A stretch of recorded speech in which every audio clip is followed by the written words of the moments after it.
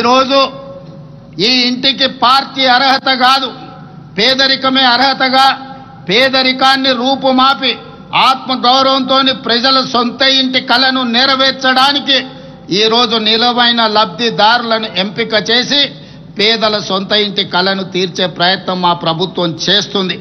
అందుకే ఇళ్ల కేటాయింపులో కోటాలు వాటాలు లేవు, ఇళ్ల కోసం కమిషన్లు ఇచ్చే కర్మ పేదలకు పట్టలేదు, నీకింత నాకింత దందాలు లేవు, ఎంపికకు పేదరికమే గీటురాయి. అడవులను నమ్ముకొని జీవించే చెంచులకు ఆదివాసీలకు మా లంబాడి సోదరులకు చరిత్రలో తొలిసారి ఇందిరమ్మ ఇల్లు ప్రత్యేకంగా కేటాయించాం. గతంలో ఏ ప్రభుత్వం వీళ్ళకు ప్రత్యేకమైన కోట ఇవ్వలేదు. కానీ ఈనాడు నల్లమల అటవీ ప్రాంతం నుంచి వచ్చిన ఈ బిడ్డ ఆదివాసీలు గిరిజనులు చెంచుల కష్టాలు తెలిసిన వాడిగా ఈరోజు తెలంగాణలో ఐటీడీఏ ప్రాంతాలలో 22,016 ప్రత్యేకంగా ఇండ్లను ఇందిరమ్మ ఇండ్లను ఈ గిరిజన ఆదివాసీ సోదరుల కేటాయించి ఆత్మగౌరవంతో తెలంగాణ రాష్ట్రంలో చెంచులు ఆదివాసీలు గిరిజనులు బ్రతకాలి అని ప్రత్యేకమైన కోటా ఇచ్చి ఈరోజు ఇందిరమ్మ రాజ్యంలో వాళ్ళని ఆదుకోవడం జరిగింది. ఇది జరుగుతున్నందుకు, ఇది చేపట్టే అవకాశం నాకు అందించినందుకు తెలంగాణ ప్రజలకు నా కృతజ్ఞత తెలియజేస్తున్నా. సామాజిక న్యాయం కాంగ్రెస్ డిఎన్ఏలోనే ఉంది.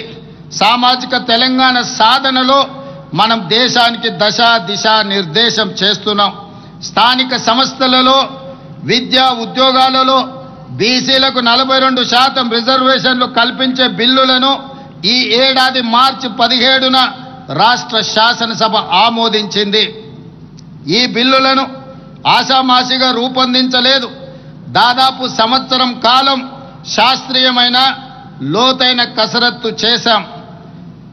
160 కోట్లు వెచ్చించి 1,03,000 మంది శిక్షణ పొందిన ఎన్యూమరేటర్ల ద్వారా 50 రోజుల పాటు సమగ్ర కులగణను ఒక యజ్ఞంలా చేపట్టాం.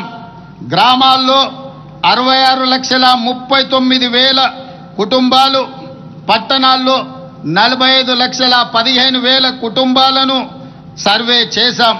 మొత్తంగా 1,12,00,000 కుటుంబాలను సర్వే చేసి రాష్ట్రంలో 56.33% బలహీన వర్గాల జనాభాను లెక్క తేల్చడం జరిగింది.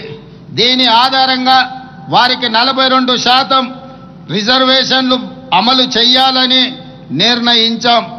రాష్ట్ర శాసన వ్యవస్థ ఆమోదించిన ఈ బిల్లులను రిజర్వేషన్లు అమలుకు సహకరించాలని కేంద్రానికి పంపాం. మన పంపిన బిల్లులపై సత్వరం నిర్ణయం చేయాల్సిందిగా కేంద్ర ప్రభుత్వాన్ని మరొకసారి గోల్కొండ కోట మీద నుంచి తెలంగాణ ప్రజల తరఫున డిమాండ్ చేస్తున్నాను. దేశంలోని ఎస్సీ వర్గీకరణ చేసిన మొదటి రాష్ట్రంగా తెలంగాణ నిలబడింది. మాదిగ సోదరుల గుండె చప్పుడు నాకు తెలుసు.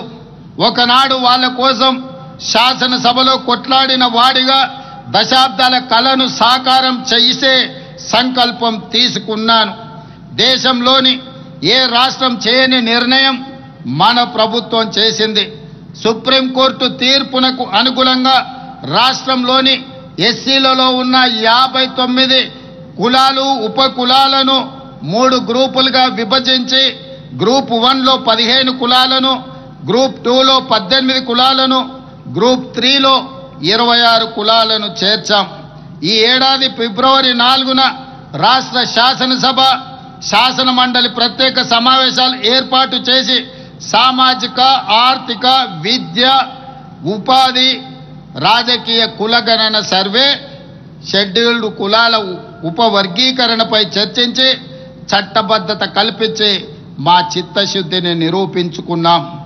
ఈ శుభ సందర్భాన్ని పురస్కరించుకొని ప్రతి ఏటా ఫిబ్రవరి 4 తారీఖును తెలంగాణ సోషల్ జస్టిస్ డేగా నడుపుకోవాలని, ఉత్సవాలను జరుపుకోవాలని తెలంగాణ ప్రభుత్వం నిర్ణయం తీసుకున్నదని మీకందరికీ తెలియజేయడానికి సంతోషిస్తున్నాను. మిత్రులారా, ఆరోగ్యశ్రీ పథకం ఇది కాంగ్రెస్ పార్టీ బ్రాండ్. మసకబారిన ఈ పథకానికి పూర్వ వైభవం తీసుకొచ్చాం. బాధ్యతలు స్వీకరించిన వెంటనే ఆరోగ్యశ్రీ పరిధిని 5 లక్షల నుండి 10 లక్షలకు పెంచాం. జబ్బుపడ్డ గరీబులకు ఇది మేమిచ్చిన భరోసా.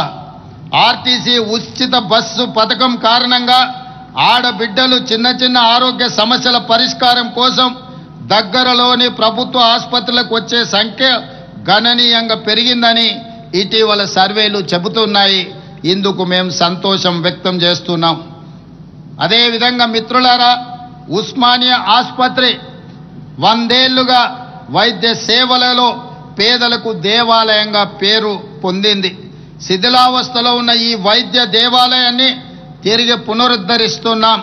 27 ఎకరాల విస్తీర్ణంలో గోషామహల్ ప్రాంతంలో 2700 కోట్ల రూపాయల వ్యయంతో నయా ఉస్మానియా ఆసుపత్రిని తెలంగాణ రాష్ట్రానికి అందించబోతున్నామని చెప్పి మనస్ఫూర్తిగా మీ అందరికీ తెలియజేస్తున్నాను. రాష్ట్రంలో అనేక చోట్ల వైద్య విద్యా కళాశాలను నిర్మిస్తున్నాం. ప్రజాప్రభుత్వం ఏర్పడిన తర్వాత వైద్య ఆరోగ్య రంగంపై 16,521 కోట్ల రూపాయలను ఇప్పటి వరకు వ్యయం చేశాం. అదేవిధంగా మిత్రులారా, ఆడబిడ్డలు ఆశీర్వదించిన మా ప్రభుత్వం మహిళా ఉన్నతి తెలంగాణ ప్రగతి అనే నినాదంతో 1 కోటి మంది ఆడబిడ్డలను కోటీశ్వరులను చేయాలనే లక్ష్యంతో మేము ముందుకు సాగుతున్నాం.